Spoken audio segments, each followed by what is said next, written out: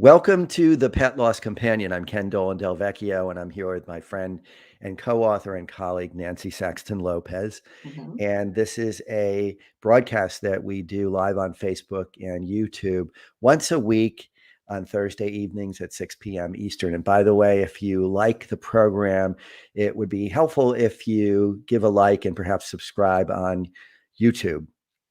And this is a program that gives us the opportunity to share with you some of the recommendations, the wisdom, the experiences that we gained over many years of facilitating pet loss groups in New Jersey. Nancy for about 30 years and me for about 11 years in partnership with Nancy. And also, we took all that we learned there, and we put it into a book called The Pet Loss Companion: Healing Advice from Family Therapists Who Lead Pet Loss Groups. And this broadcast is a way to extend our reach and to extend the circle of support that we hope is reaching as many people as possible who can benefit from hearing what we have to offer and what we learn from our audience participation.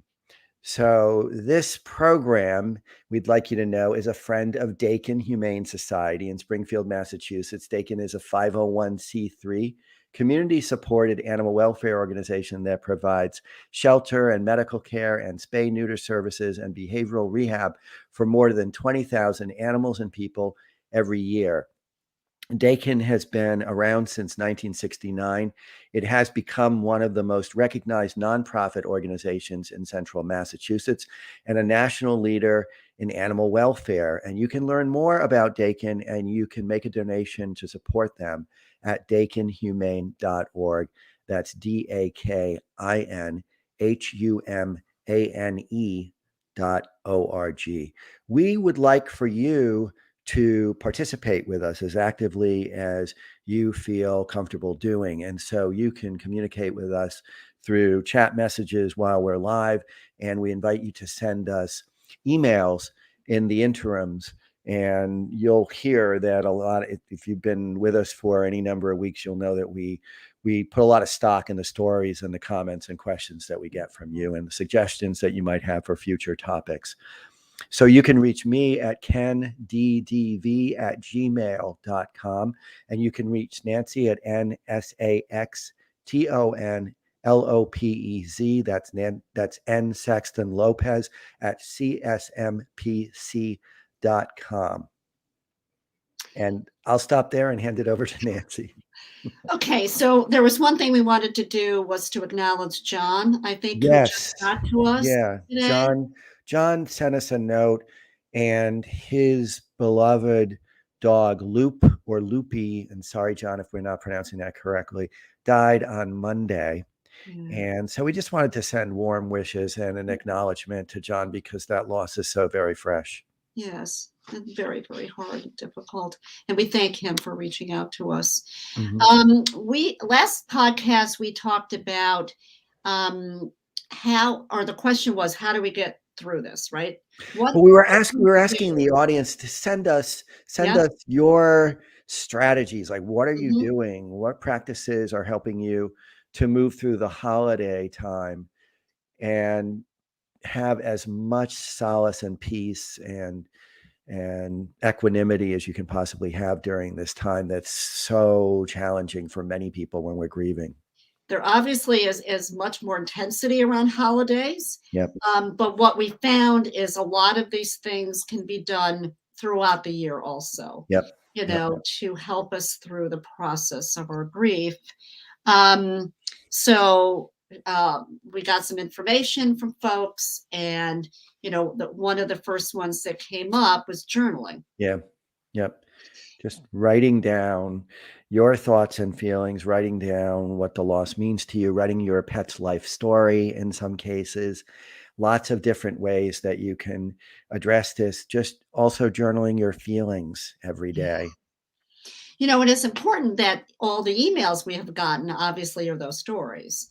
And Yep. I think that people have really felt good about being able to share, no matter how painful it is, sharing the story of their beloved that has died or is sick. Uh, Well, we've talked about how just getting the story out of yourself, yeah.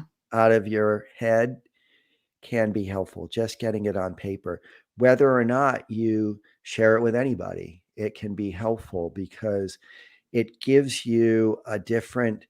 perspective. It creates a little bit of distance. It can help you to read your thoughts over again and feel them in a way that helps you to sort of adapt more to the reality of what's happened. And so that writing, if you're inclined to writing, is always something that will be helpful to you. And also it's taking all those feelings and putting it and taking them out of you where they can be very festering and Yeah. upsetting and and mobilizing. And when you see it on paper, it, like you said, it really makes a difference. Now, if you don't like to write, you could talk it, you could record it. Yep. There are other ways of doing that. You also could be creative with it, right? You could, do an art piece. You could write a poem. You could do a scrapbook. You could, get all of your pictures together and do some kind of collage. I mean, there are so many different ways to move those feelings of pain out, into a work Hmm. that would help soothe or let you get through the grieving a little bit easier. Um, so songs. I mean, remember way back at the group, a woman actually wrote a song. Uh-huh. She wrote the music and she wrote the lyrics, or stories. Yep. We've seen so many stories. Um, so any kind of creative venture is fine, and Yep. it doesn't matter how many or how long you do it, Yep. right? And Yep. this goes into the rituals and memorials that we Yep. have Yep. for the animals. We heard from people who said they talk to other people. Yes. They just keep talking about it, and nothing, for some people, for many people, nothing will be more helpful than talking to people who love and respect you about how you're doing and sharing your feelings and your thoughts and your recollections. And so we heard from a number of people that that's one of the ways that they take Mhm. care of themselves during that time. It's very important, though, to pick and choose very wisely Yeah. those folks that you do share with, because as we've talked many times during these podcasts, there are some people who mean well, but they don't understand, Yep. Yep. and they don't have the ability to really be comforting. Like, again, they mean well, but they may say things that actually are more hurtful. Yep. So it's important to talk to people that you're very close to, that understand the connection and can just be there, right? You only Yeah. need someone to share your story with and have them acknowledge, how difficult and challenging this loss is. Yep. We heard from a few people that they listened to this podcast, that Hmm. they listened to it a few times, maybe more than once. They listened to an episode or they listened to a series of them, and other podcasts as well that are helpful to them. And so just listening to the supportive content that's available is another thing that a number of people mentioned as part of the way they take care of themselves during the holiday time. Hmm. It's there's all kinds of resources on the internet. There's petloss.net, there's petloss.com, there's the APLB website, the Association for Pet Loss and Bereavement, there's the Rainbow Bridge. I mean, there are a multitude of resources and supports, that you can access also online, and some of them have chat rooms, Hmm. and some of them have candle services. You can light a candle. Um, So sometimes that's helpful. I think it's also helpful for people. There are a lot of people in this country, around the world, that are more isolated. They're not in Yeah. big cities. There's not a lot of resources or supports. They may be miles and miles away from, accessing those kind of services. So those are the people that really can benefit from some of the internet stuff. Yeah. And depending on where you are, many people are still on some degree of isolation because of the pandemic. Right. And so it continues to be that's something that continues to be a limiting factor for many when it comes to getting together in real time with real people in person. Because we have had a few people that have indicated to us that they are very isolated in the country, and they were looking for a group, Mhm. or looking for a pet loss counselor. I tried to reach out to some of them to try to organize, a how they could find somebody, Mhm. but it's not always that easy. I mean, there are pet loss counselors across the nation, but they're not prolific. I mean, there's not a lot of them around, you know. Yeah. Yep. So, um, but other things people have talked about are, gardens. Now we can't. Now you could do a garden inside if you're in bad weather these days. It's coming into the winter. But if you're not, I mean, people get real solace and a lot of satisfaction out of doing memorials outside. Mhm. Mhm. Making. I made a memorial garden this past spring, and even though a lot of my first baby died in 1989, so but I think it was really helpful for me to be in the dirt and Yeah. and kind of Yep. planting some things. I mean, Yep. you planted your butterfly We have bushes. the two butterfly bushes that you sent to us, and I have plaques, memorial plaques for both of them, which you've seen images Well, of. I mean, but so that is growing something would be another way of trying to work through, some of that grief. Um, so you may want to go places where you went, with mostly, I think, probably your dogs or Mhm. horses, Mhm. Mhm. if you were riding, or, hiking or going through those trails, going to the beach. I have a client who goes every year. She lives in Maine now, but she would travel up to Maine every year to put a wreath on a certain bench near a certain Ah, beach wow, that's where powerful. her Yeah. husband and dog, Huh. were the ashes were spread. Yeah. So, those kind of things. And it's been years since her husband died, and it's been a few years since her daughter's died. And Yep. so she does it every year, and she sits there and she, contemplates that, their loss and how much she misses them and how important they were to her. Yep. You could do in-house, little memorials where Mhm. I ask people where they put their ashes. Yeah. You have them in your bedroom? Do you have them in the living room? And this is where our dog laid all the time or was. So this is where we put, his urn, and we have his collar, and we have a candle, and we light the Yeah. candle.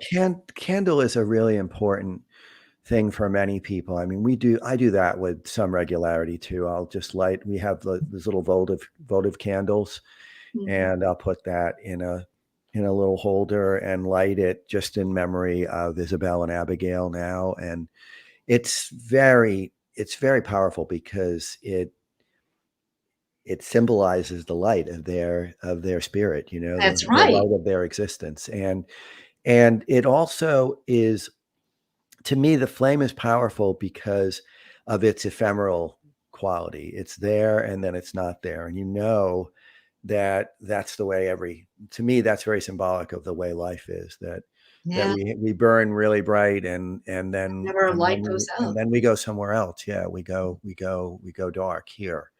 And so that can be very helpful. And that's a part of some people's traditions in general. In fact, I Right. was doing a program recently on pet loss, and one of the participants talked about how in her Jewish faith, it's very common to light a candle in memorial of a lost loved one. And I don't recall, I think it had to do with at the time they died, or maybe at the time that they were having a formal memorial, but it was something that she said was very common in their tradition. And it's certainly very common in many traditions. And when it comes to pet loss, we often have to make up our Yes, own although tradition. I've seen, interestingly enough, mass cards, Uh-huh. Yeah, actually, that's and great. at Wow. one point, there was a gentleman who owned a funeral home, and he actually had a full funeral for his pug. Uh-huh. That went viral over the internet, and it Wow. was just like, having a human burial or funeral, wake. Mhm.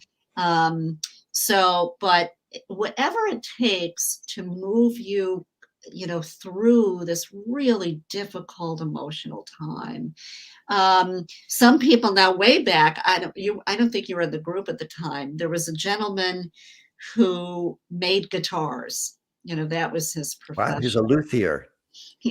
so A luthier. so he actually painted his dachshund. He Uh-huh. created a white guitar and painted a portrait of his dachshund on the guitar. Wow. Wow. And he brought it in for everyone to see. Some Well, people, well, I mean, that was pretty cool. that's great. Well, Um, there's the tradition also of just making a donation. We've heard that yes, from a number of right. people, I was making just a donation in their pet's name. At St. Hubert's, remember the tree that and the the tree of life, decorations right? that, I mean, there were hundreds of Yeah. cards of memory in the meeting room that you and I would do our group in at this Mhm. time of year. And Yeah, and they had a I believe they're still doing it. yeah, they have a formal ritual, right, where people come and share those cards. So, I mean, that's any kind of, it doesn't matter what activity it is. It doesn't matter what ritual it is. It doesn't matter what memorial it is. It can help. And even if you have to do it over and over again, you pick different ones to do. Yeah, yeah. It's really just for you, you And know. and I don't know if anybody said this time or sent this in to us, but on the actual holiday, it's a good idea to have somewhat of a plan for Mhm. how you're going to take a few moments to remember your Yeah. beloved lost pet. Right. Because if you do that and you make it a contained time frame, it can help you to not be so preoccupied all of the holiday. If you know that at a certain time you're going to sit and light a candle and have a moment of meditation, and maybe you're going to invite whoever you might be with at that family gathering, if you're with family or friends, to spend a little bit of time, maybe remembering Exactly. people Talking who about the, people and pets who you've lost. yes, You, right. you might create some kind of contained ritual that helps to both express how you're feeling, but also not make it a preoccupation that fills the whole time. Exactly. And sharing stories, Hmm. of loved ones, whether they be, animal or human.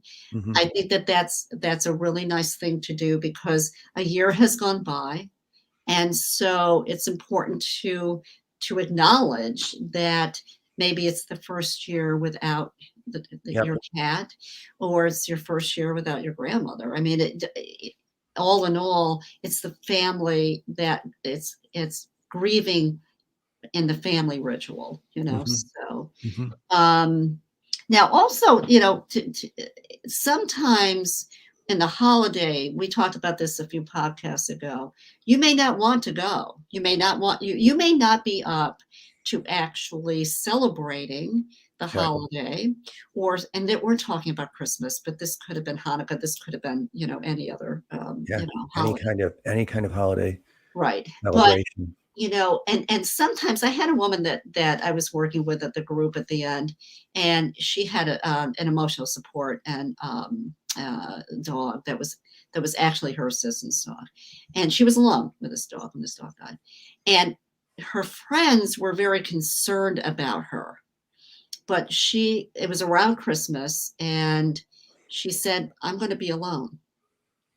I need to be alone. I'm not going to do anything, but I'm Mhm. going to be alone, and I'm going to walk the trails that I walked with her. Mhm. And so, and I think, I mean, there was some kind of, I think, discomfort with her friends because they were worried about, how she would be that day. But she was fine, and that's what she did. And I Well, think that whole idea of having a plan that you have thought through and that you will find meaningful is one of the best things that a person can do. That sounds very, very thoughtful Mhm, and deeply meaningful, I would think, mhm. for her. And yeah, you might, as a friend, be concerned, but you have to be respectful of what your friend says will be helpful for them, and they know better than anyone. Exactly. So, but it also goes to, do you go to every party? You don't have Yeah, to. Do you no, cook that day? No, no, maybe not. Do you run out to decorate the house to the hilt? No. I mean, you know, I know that there are families involved with this and other folks. I mean, we don't know how each group family celebrates, but if you don't feel like you can be in the midst of a lot of people, there's nothing wrong with letting your loved ones know, I can come for a half an hour, but then I'm yep, going to go home, or I just really can't come. you not know this. Yeah, not this year. This year is yeah, different.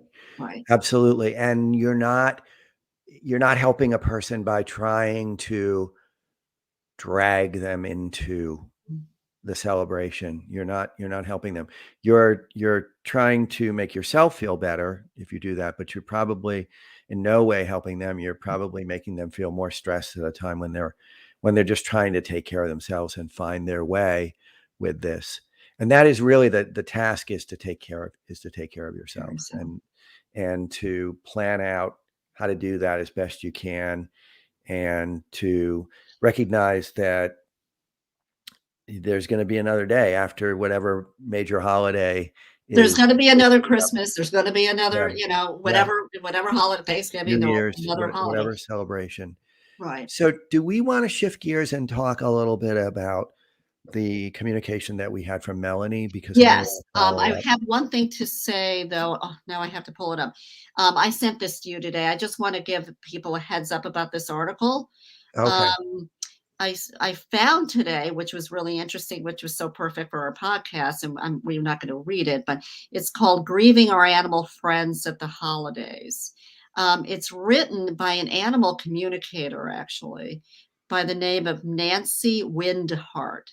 And she posted it December 1st this year. So it's a new article. It's very well done. Yeah, Um, and it's s- short too. It's not going to take you a long time to read it. right. Yeah, But I really very want to concise. recommend that if you can find it. Now it was in, I don't remember. She's an interspecies communication person. I don't remember where it was published, but if you look it up, it was in animal communication, pet loss and grief. Okay, And so and and what's her name again? Nancy Windhart. Windehart. Windhart, yeah, Okay. Windheart. Okay. So that would be good. Okay. That would be, I think, helpful. Um, yeah, Melanie had the puppy that is sick, and I think they found out that I think it's a she, her longevity was going to be about a year. I don't Right. remember. I think that Right. that's what she had Yep. indicated. Yep. So then her question to us is, should we get another dog? Should we get another puppy? Should we get another dog now to Mhm. to maybe be able to play with our puppy Mhm. that is sick, or should we not? I mean, how do we do this? What do we do Right. with this? And our answer is, it depends. Yes.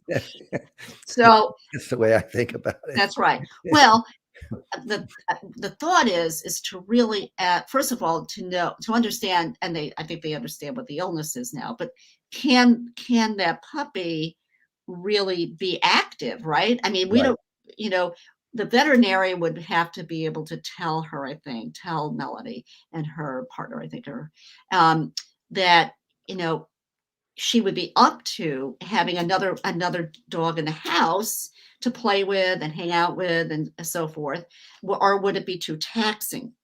I believe for her, Hmm. Hmm. depending on the illness and what was going on with that. And it sounds like the puppy's doing a little better Hmm. and is sort of more stable now. They have a kidney problem, the way Is I that the kidney? understand it, a Okay, really serious kidney problem. And so, yeah, I mean, that's sort of the question is will it be a benefit or will it be a a difficult kind of stress? Will it be a bad kind of stress? Because it is, of course, going to be activating for a healthy puppy to have another puppy come exactly. and live with them. But if this puppy is really not doing well, then it would, How do you manage that yeah, with another yeah. dog? Which is the whole other the other part of that. And it sounds like they're fine with this part of it is that you're introducing another big project into the life of your family because another puppy is a whole other project. Right. And I can tell you from my Well, tell situation me. right now, Yes. it's quite a Looking bit at of work. me, It's quite a and bit of work. right. And and so that's something to keep in mind. Like, is it really something that fits your needs as a family right now? But I do think that these kinds of things are just so individualized. I know. They're very it's very unique, especially in the context of this puppy being sick. Yep. I mean, you get into this again when you have an older dog, and then you Yep. get a new dog. Do you get Yep. the new dog to kind of energize the older dog, or will the older dog just kind of crash? Yeah. So I mean, they're hard questions, Yep. But for Melanie, I hope that it's been helpful. I know that we don't have an exact answer for you, but we do think that you could go to the veterinarian and talk about the illness and how that's going to progress, and if another dog, maybe an older dog, maybe not get a puppy, Yeah. some Yeah. kind of companion of some And sort, and would that work? and if you have friends who have dogs, then you might bring your puppy to see how your puppy does in the company of another dog. Those kinds of, if you, whether or not you've gone to a puppy training class, you might do Right. that because there's actually puppy play groups that you can Hmm. join Oh, as that's right. well. And so that's something you might want to think about too. And that might be something that might even be more fitting in a sense, is to bring your puppy to a puppy play group and see how that works out, at least as a starting place. Mhm. So we thank Melanie for Yep. writing back to us and asking us that question. Yep. And So as we get ready to close, we want people to know that we're not going to have a program next Thursday. So we're going to be away next Thursday, and then we'll be back the following Thursday. Thursday with a new broadcast. And for all of those celebrating Christmas, Merry Christmas. Merry Christmas. And if you're celebrating whatever other holiday, we hope you have a great holiday as Great well. holiday. And so we'll talk to you in 2 weeks. Yes. Take care, everyone. Bye bye.